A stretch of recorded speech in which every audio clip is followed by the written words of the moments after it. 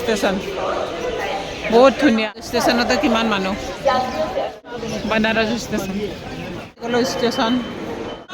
ষ্টেচনৰ ভিৰ দেখিছে নাই আপোনালোকে বহুত ভিৰ মানে আৰু যদি সেইবোৰ যোনবোৰ মানুহবোৰ বাহিৰত থাকি গৈছে সেইবোৰ যদি ইয়াতে আহিব লাগিলে হ'লে আজি ট্ৰেইন পোৱাটো মুস্কিলে আছিলে আহি পালে লক্ষ্ণৌ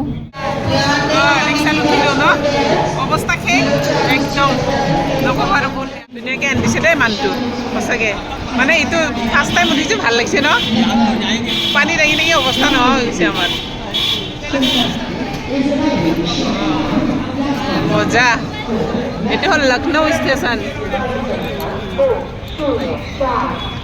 যাওঁ আমি হোটেললৈ হ'ল লক্ষ্ণৌৰ ঘৰ